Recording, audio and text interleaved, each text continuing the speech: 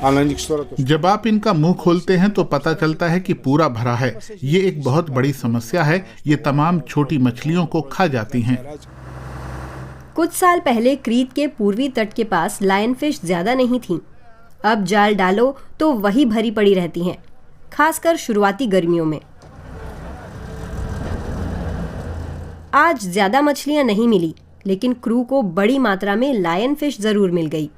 ये कंटीली मछलियां जहरीली होती हैं। मछुआरों को सावधान रहना होता है। ये इसके जहरीले कांटे हैं। स्कॉर्पियन फिश जैसा ही इनमें जहर होता है, बल्कि ज़्यादा घातक। इसलिए बहुत सावधान रहना होता है। अच्छी बात यह है कि मछली खाई जा सकती है। लायन फिश दिखने में प्यारी लग सकती है, लेकिन दुनिया में वे सबसे ज्यादा घुसपैठिया प्रजातियों में से हैं। स्वेज नहर के रास्ते वे यहाँ पहुंची हैं और जलवायु परिवर्तन की वजह से यहाँ के गर्म होते पानी में वे खूब पनपती हैं।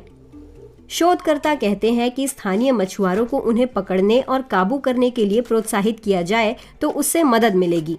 लायन फिश स्वादिष्ट होती हैं, लेकिन ग्राहकों के बीच अभी उनकी धाक नहीं बनी है। एगियोस निकोलाउस बंदरगाह यहाँ से कुछ किलोमीटर दूर है। यहाँ की सी फूड दुकानों में लायन फिश भी मिलती है। दुकानदार ग्रिगोरिस कोकोलाइकीस ने 4 साल पहले इस मछली को बेचने का फैसला किया। आज उनके कर्मचारी जहरीले कांटे निकालकर मछली को काटना जानते हैं, लेकिन अभी तक ग्राहकों में इसकी मांग ज्यादा नहीं बढ़ी है। मुझे इसे प्रमोट करना पड़ा क्योंकि लोग इसके बारे में नहीं जानते थे। जब विशेषज्ञों ने हमें बताया कि ये मछली खाई जा सकती है तो हमने इसे टेस्ट किया। अच्छा टेस्ट है, अच्छा फ्लेवर है। मछली अंदर से सफेद है। लायन फिश का बाजार बढ़ाने की कोशिशें जारी हैं। जैसे क्रीत के दक्षिण पूर्व में ये पब्लिसिटी इवेंट हो रहा है। लायन फिश से तैयार विभिन्न व्यंजनों का स्वाद लेने के लिए स्थानीय शेफ, होटल और रेस्तरां मालिकों को दावत दी गई। ये एक प्रतिस्पर्धी उद्योग है, लेकिन यहाँ शामिल प्रतिभागी रेसिपी और बाजार के गुरों को सीखने के लिए विचारों का आदान प्रदान कर सकते हैं। आयोजक लायन फिश खाने के इकोलॉजिकल फायदों के बारे में भी जागरूक करना चाहते हैं।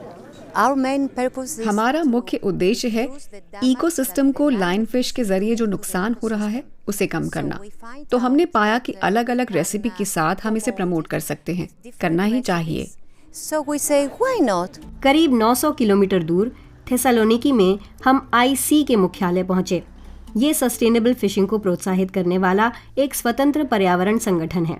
लायन फिश जैसी घुसपैठिया प्रजातियों के लिए भी संगठन समाधान खोज रहा है। पायलट प्रोजेक्ट के रूप में एक खास फंदे को जांचा जा रहा है। इन ट्रैप्स को हम इसलिए इस्तेमाल कर रहे हैं क्योंकि इसमें फालतू मछलियां कम फंसती हैं। ये ज्यादातर लायन फिश को ही आकर्षित करते हैं, देसी प्रजाति की मछलियों को नहीं, क्योंकि लायन फिश स्थिर निर्माण के प्रति अमूमन आकर्षित होती हैं। लायन फिश जब नकली रीफ के आसपास जमा होने लगती है तो फंदा बंद हो जाता है। इसका पेटेंट अमेरिका में हुआ था। अब मछुआरे भूमध्य सागर में इसके छोटे और हल्के संस्करण को टेस्ट कर रहे हैं।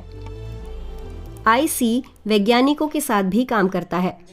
मरीन बायोलॉजिस्ट बताते हैं कि लायन फिश इतनी ज्यादा कैसे फैल गईं। ये अन्य बहुत सी मछली प्रजातियों की तरह स्वेज नहर के रास्ते भूमध्य सागर में दाखिल हुई थीं। पूर्वी भूमध्य सागर में लाल सागर की बहुत सी ट्रॉपिकल प्रजातियों की अच्छी खासी घुसपैठ हो चुकी है। जलवायु परिवर्तन के हिसाब से बना नया वातावरण उनके लिए ज्यादा अनुकूल साबित हो रहा है। उधर क्रीट में लायन फिश के ताजा तरीन फिले अभी डिलीवर हुए हैं। और ये यहाँ की खासियत है, चुनिंदा जगहों में से एक जहाँ मेन्यू में लायन फिश उपलब्ध है। पहली बार खा रही हूँ मैं, लेकिन काफी ज्यादा प्रभावित हुई हूँ। ये मछली बहुत स्वादिष्ट है। नावें फिर से निकल पड़ी हैं। लायन फिश का बाजार जितना बढ़ेगा, स्थानीय मछुआरों और समुद्री इकोसिस्टम के लिए उतना ही बेहतर होगा।